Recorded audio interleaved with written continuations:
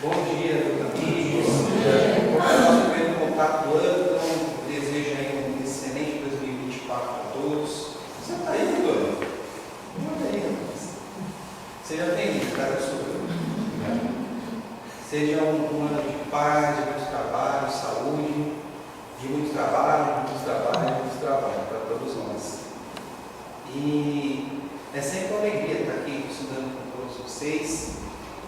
A gente sempre, os temas são muito relevantes, são muito assim que provocam mesmo a gente a buscar.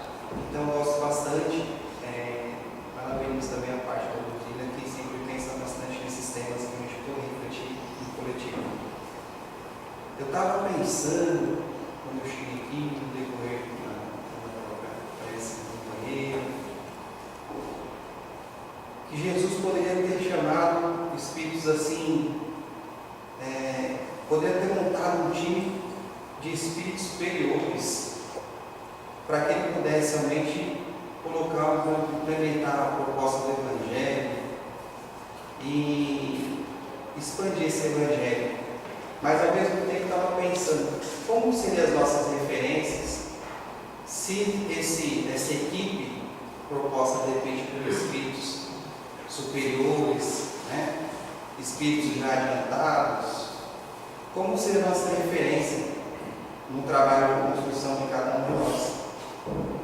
Quando a gente lembra de Pedro, por exemplo, ele, até pela cultura patriarcal da época, que cresceu, cultura hebraica, cultura dos judeus, tinha opiniões muito firmes, uma pessoa que tinha esses altos e baixos nas opiniões, muitas vezes até posturas machistas, mas que estavam dentro da sua cultura da época. E o episódio que a gente lembra da sua maior oportunidade é aquela negação a Jesus. Você conhece aquele homem? Não. Você estava com ele? Não. Mas eu te vi com ele? Não, não estava. Mas o que se transformou Pedro? O que se transformou Pedro a partir desse momento? Quando a gente lembra de Paulo, que incentivou ali acabarem com a vida de Estevão, o primeiro mártir do cristianismo, convocando e colocando a situação para que ele fosse apedrejado até a morte, porque estava fugindo ao entender dele naquele momento das regras colocadas da lei, que até aquele momento ele entendia como a verdade. Mas o que foi o trabalho de Paulo depois dessa transformação? Talvez o Evangelho chegou para o Ocidente devido ao trabalho desse Espírito, ou o início desse trabalho, que por ele ali foi encabeçado de trazer o Evangelho aos gentios. E temos tantos exemplos, Madalena, que tinha uma vida equivocada, de repente vai encontrar com Jesus, encontrou ali a sua verdade, foi abraçada por aquela causa, mas não ainda pela sociedade que ainda tinha os seus preconceitos. Os próprios discípulos, que naquele momento de abraçar um grupo, também ficaram receosos.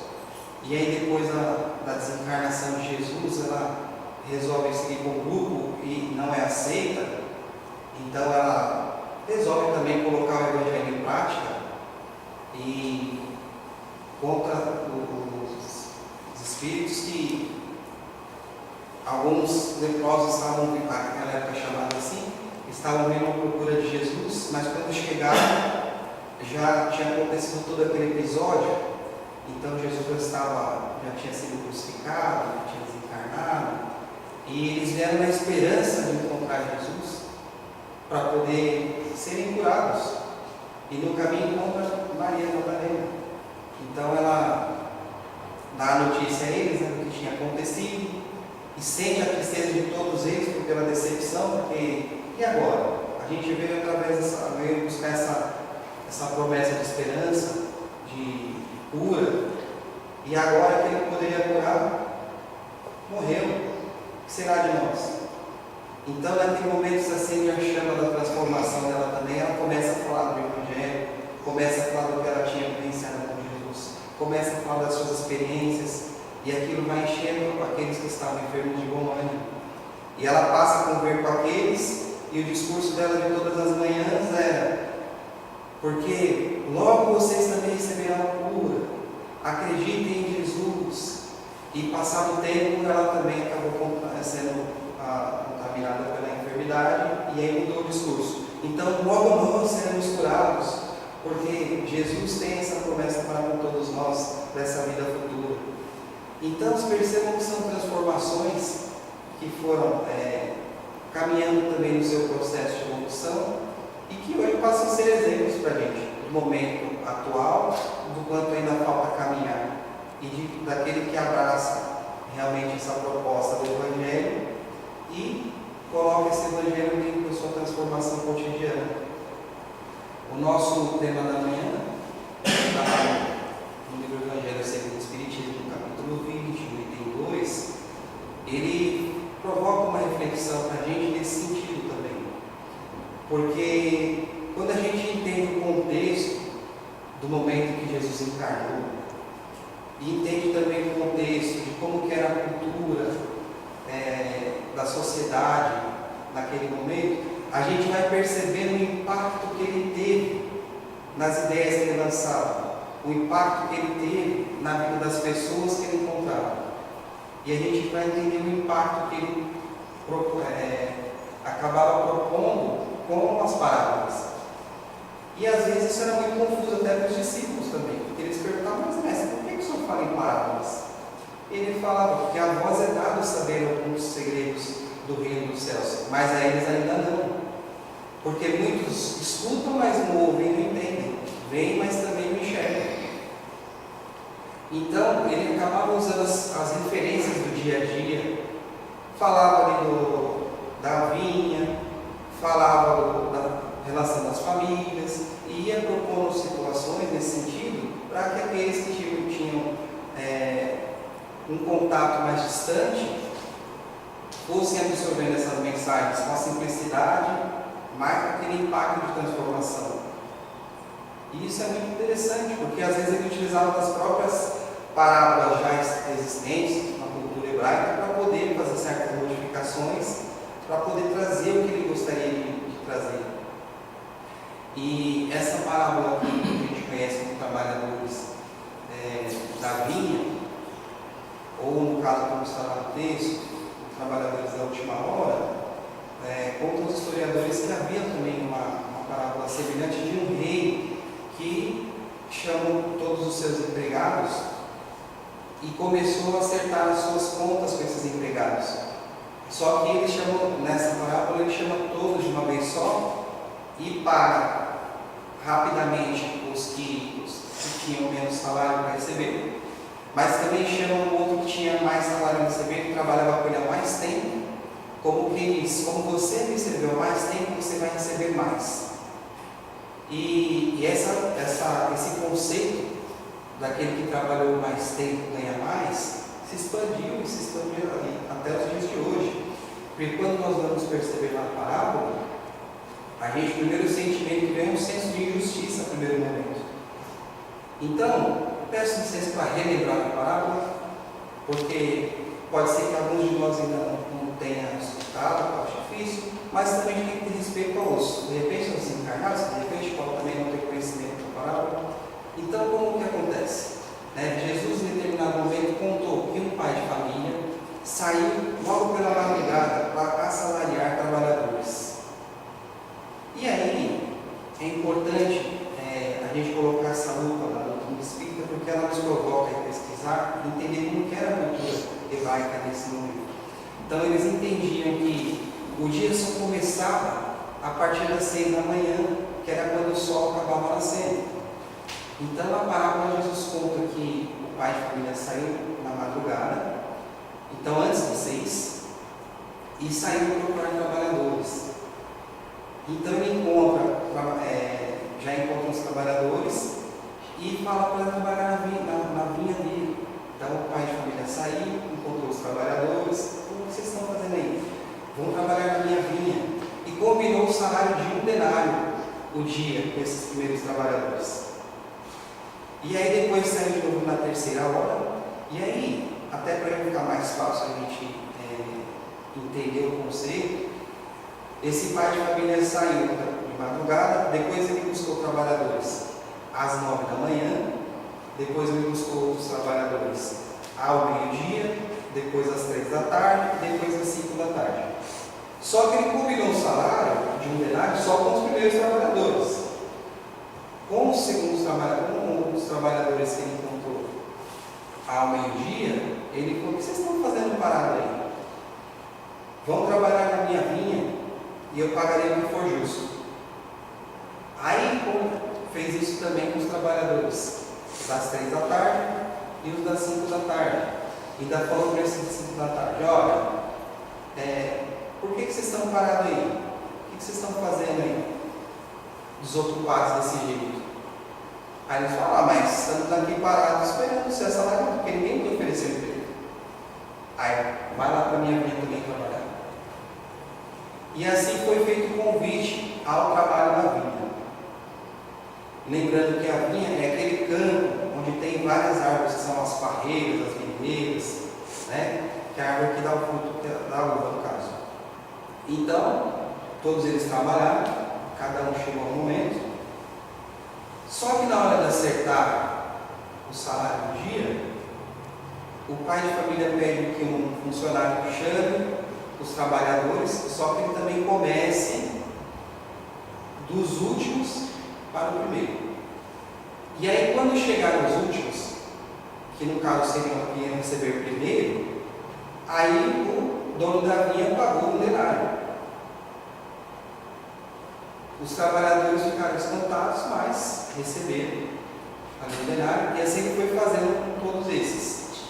Os primeiros trabalhadores, vendo que os outros que chegaram depois receberam a quantia de um denário, já ficaram naquela expectativa: nossa, se eles chegaram por último e receberam o denário, então a gente que está aqui desde o começo do dia, vamos receber uns 4, né?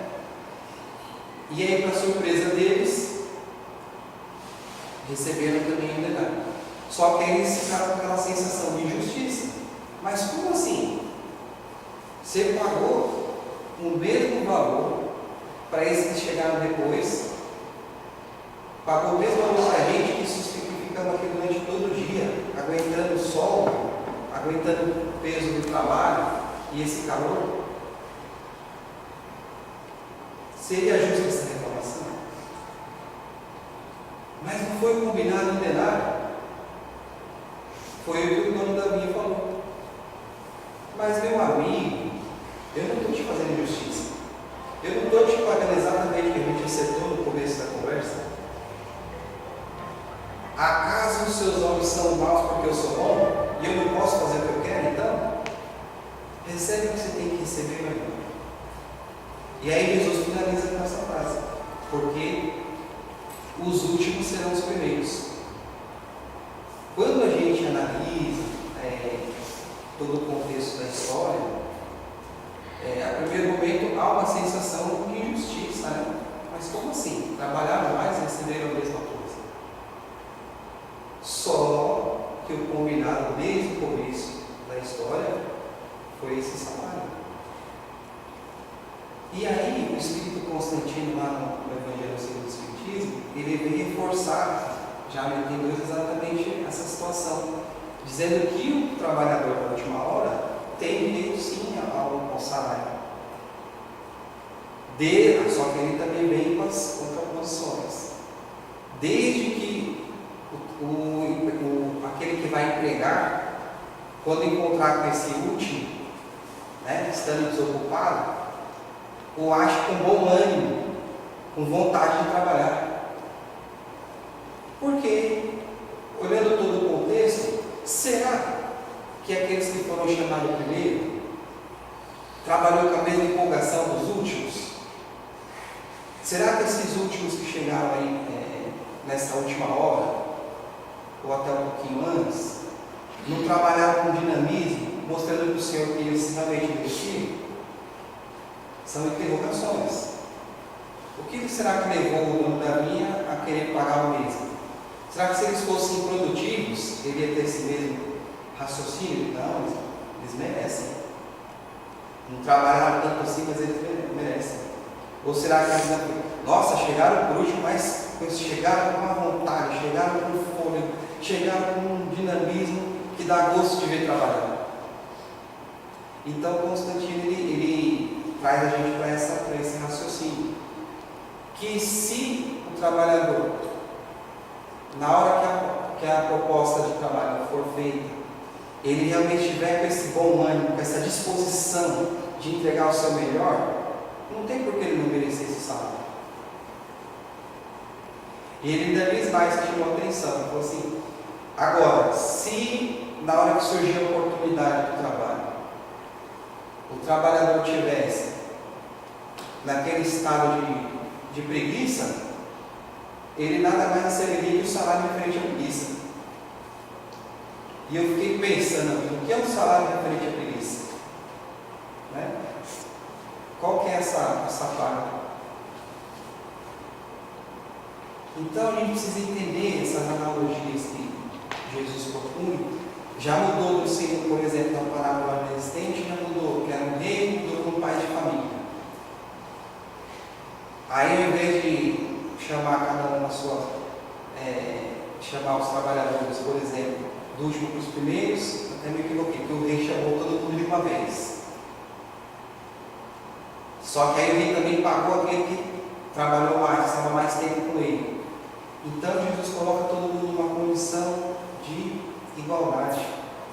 O que vai fazer a diferença é justamente essa posição, essa postura do dinamismo e da entrega daquilo que a gente, quando surgiu a oportunidade, a gente realmente, a força que a gente abraça essa oportunidade e a dedicação que a gente coloca dentro dessa oportunidade.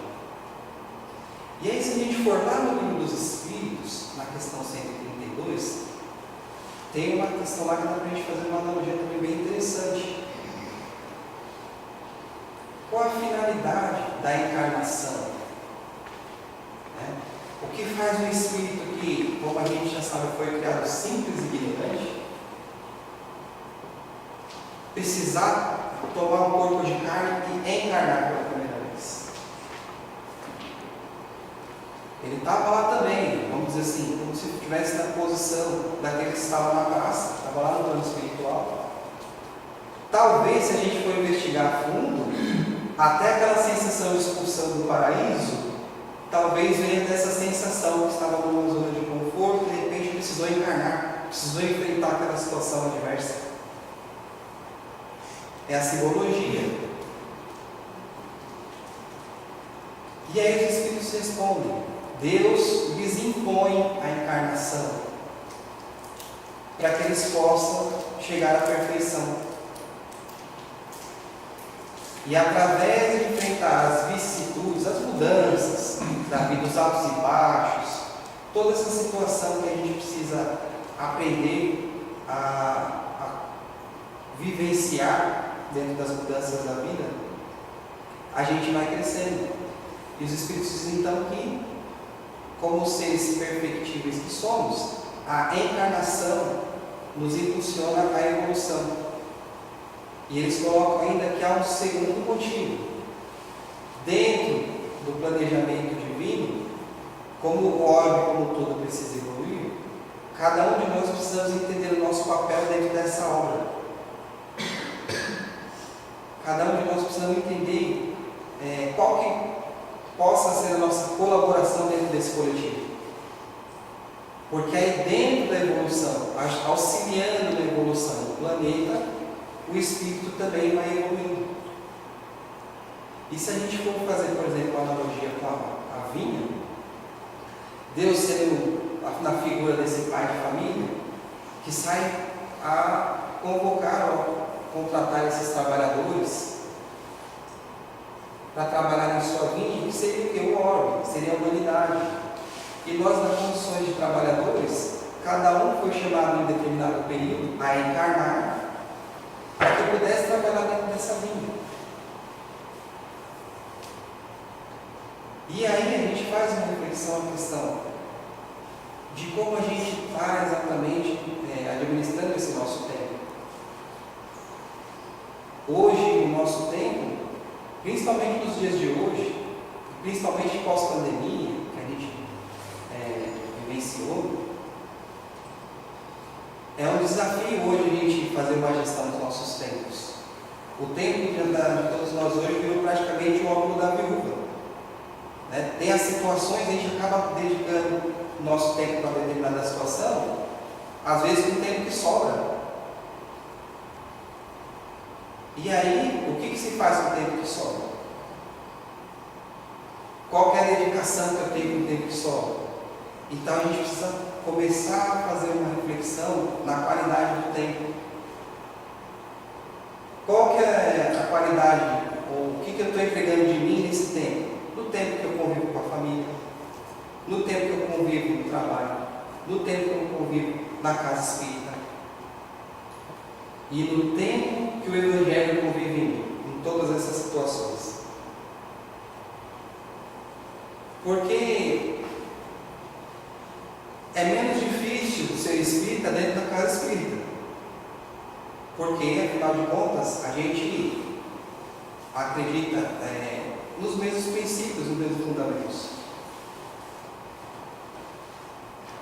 Agora, o desafio maior está lá fora, onde a gente precisa exercitar tudo isso que a gente absorve aqui, todos esses conhecimentos.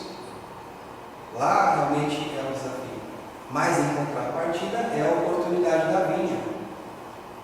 Mas em contrapartida é a oportunidade que a gente também precisa experienciar o que a gente tenta absorver, o que a gente tenta entender de todos esses conceitos.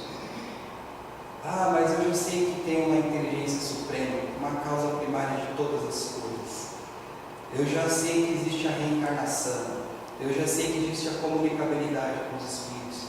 Eu já sei até que existe vida em outros planetas. E o que eu estou fazendo com tudo isso no meu dia a dia? O que eu estou fazendo com essas informações? Ou, melhor ainda, qual a relevância de tudo isso para mim no dia a dia? São reflexões. Onde que eu estou aplicando? São reflexões. Porque quando a gente começa a analisar as parábolas de Jesus, a todo momento, se a gente perceber, é um convite ao trabalho. Imaginem, por exemplo, se algumas parábolas fossem contadas assim. Um semeador saiu para semear,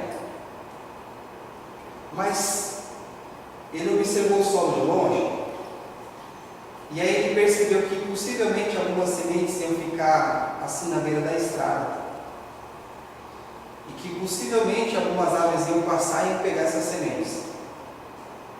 Mais adiante ele percebeu que algumas sementes poderiam ser sufocadas por espinhos. E lá na frente pode ser que algumas sementes nem raízes iam criar. Enfim, o semeador decidiu não semear e voltou para casa. E se, por exemplo, a gente escutasse assim: um rei deu aos seus súditos, seus empregados, para um ele deu 5 talentos, para outro ele deu 2 e para outro ele deu 1. Esse que recebeu 5 talentos ficou com receio de tentar negociar esses talentos e duplicar, guardou os talentos. E o mesmo aconteceu com aquele que recebeu 3, e aquele que recebeu 1 então escondeu debaixo do travesseiro.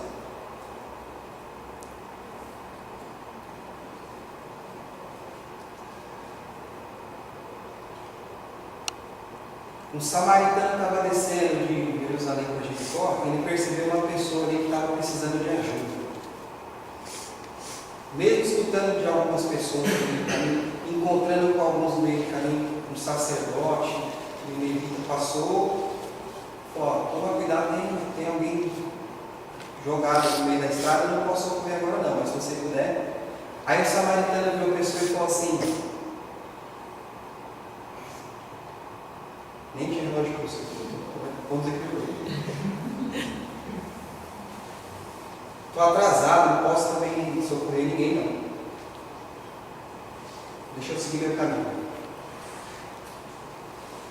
Olha o tesouro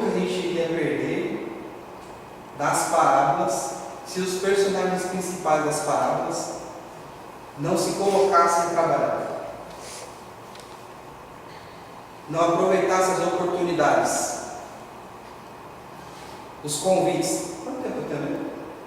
Com 40 minutos ou meia hora? 40? Vocês desculpem ficar falando, mas eu preciso dar vontade aqui com vocês, que a gente vai conversando. E imagina só, quantas histórias maravilhosas, quantos personagens maravilhosos que nos inspiram, que estão dentro daquele processo de construção. A gente ia deixar de conhecer e de explorar se esses, mesmo na história, tivessem uma atitude diferente.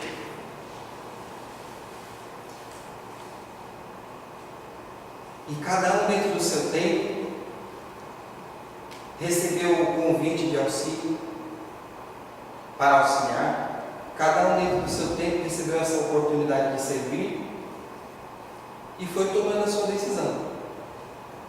O semeador saiu para semear, semeou em alguns solos que ainda não estavam preparados, e nós, na condição de semeadores também, ora semeadores, mas também ora recebendo as informações que há algum tempo atrás, até ontem, nós talvez não estivéssemos na condição de semeadores, mas estivéssemos ainda na condição dos solos preparados.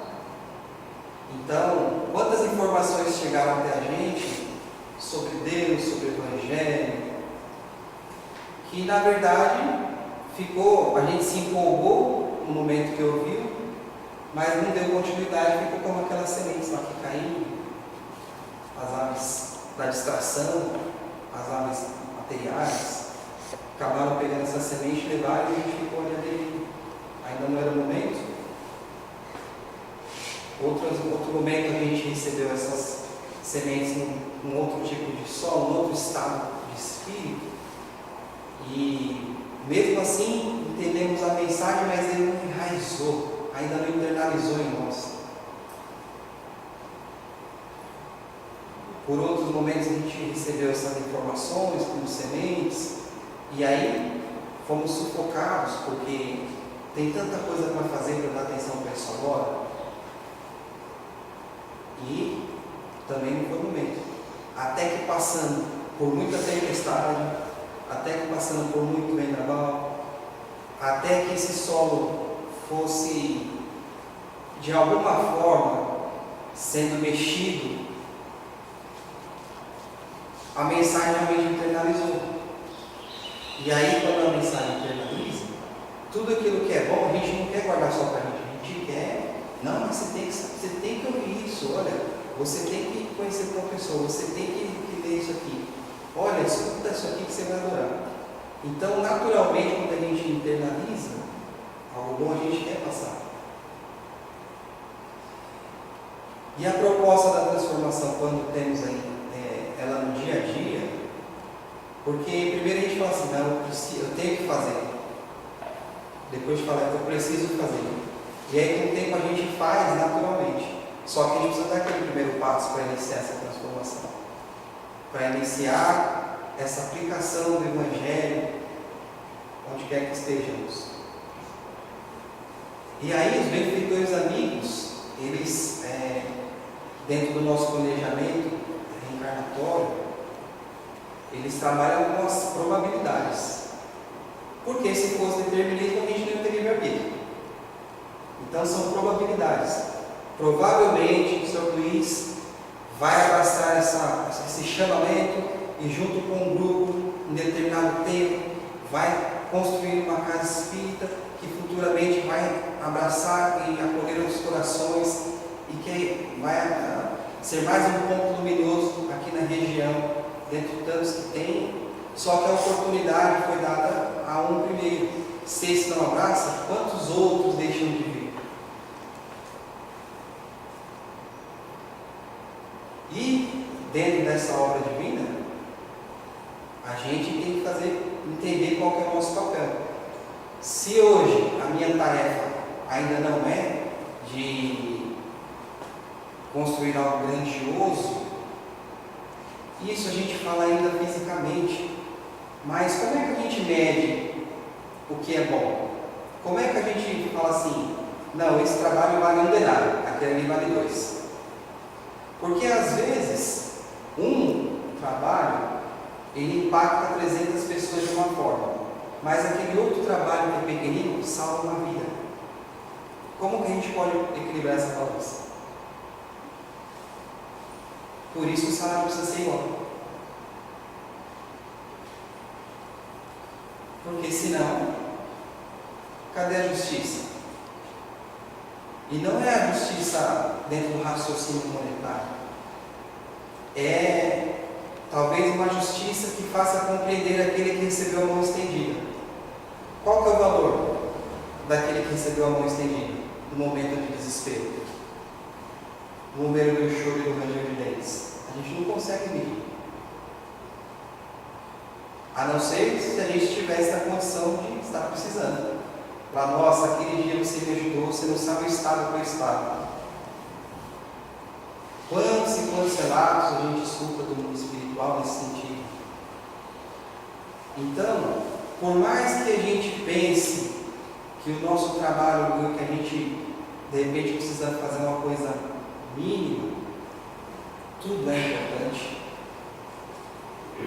Aos olhos dos benfeitores amigos, aos olhos de Jesus, dentro do nosso planejamento espiritual, cada mínimo passo que a gente consegue dar nesse sentido é muito valioso. É muito valioso. Como é que a gente chega hoje? Vocês vejam, a gente falou da própria pandemia. Quantos não tiveram que retornar dentro dessa pandemia já ao plano espiritual? E nós passamos por ela e ainda estamos por aqui. Será que ainda não nos falta fazer algo? Será que... O que será que falta? É uma reflexão íntima. Onde será que eu posso colocar mais qualidade dentro do meu tempo?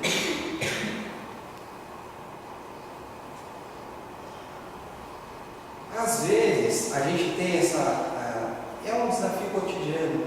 Puxa vida, mas eu já vou no centro tantas vezes. Que bom! Pode ser que em alguma encarnação isso foi privado a nós. E pode ser que em alguma encarnação futura também seja privado a nós.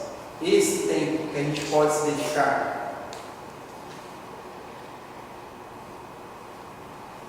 E cada pessoa é como se tivesse uma identidade fluídica. Quando a gente começa um trabalho desses, como uma sessão pública da manhã, o trabalho é feito por todos nós. Os benfeitores espirituais, os trabalhadores, os assistidos. O trabalho é sempre feito a 4 mãos. Porque para que a energia se permaneça do jeito que a gente está sentindo aqui, todos tranquilos, essa sensação de envolvimento, de paz, cada um que está aqui está dando a sua parte de colaboração. E aí ontem, quando você viu falando assim, mas eu acho que eu não vou lá não. O benfeitor amigo já, meu Deus, vai começar. Imagina o trabalho que a gente dá para esses livros. Para convencer a gente de, mas meu filho, se você não for minha filha, se você não for lá, eu faço uma brincadeira comigo mesmo às vezes, quando eu estou muito assim, obsediado, eu falo assim, hoje eu não vou. Aí de repente, automaticamente já vem um pensamento assim, não, quer saber, eu vou só para saber que eu ia perder. E via de regra, é muito boa noite, viu? Como é que você faz esse exercício? Mas não é desafiar. Não é desafiar. Não é desafiar. É um incentivo psicológico seu. Porque se você quem deixa de ganhar não é perder, mas quem deixa de ganhar é quem falta. Porque quem vem recebe o seu denário naquele momento ou daquele trabalho. Então que a gente possa esse ano refletir sobre essas questões, sobre essas oportunidades. Fui convidado a fazer uma prece. Venha, mesmo que seja com as pernas tremendo, mas venha. Ninguém está aqui para julgar. Mas, se você não se permitir certos tipos de oportunidade, você fica estagnado, e nós ficamos estagnados. Meu Deus, me chamaram para fazer uma palestra. Aí começa a dar taquicardia, você vai suar, você vai transpirar. Às vezes, então, vamos acompanhar que até às vezes quase desmaia. Mas, isso é as primeiras vezes. E depois, isso vai virando um certo... Toda vez a gente treina para falar, gente, estou também, mas estou também. Mas a gente precisa se permitir as oportunidades, os convites. Vou fazer uma leitura no estudo, vou fazer uma prece, vou ser convidado a dirigir. A vinha tem vários campos de trabalho. E aí, se você não se permitir participar, como é que você vai saber qual que você vai se adequar? Só de já estar vindo, a gente já está participando, como eu disse.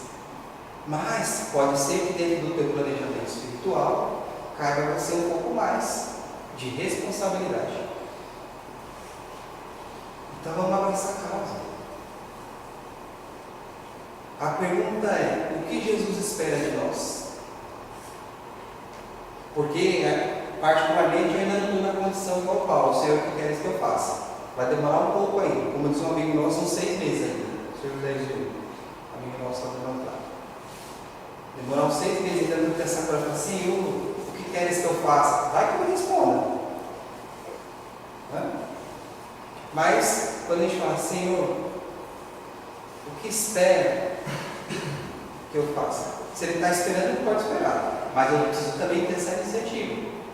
Esse primeiro passo. E se a gente não deu ele ainda, que esse ano a gente consiga, porque a gente não sabe quanto tempo a gente tem. A gente não sabe.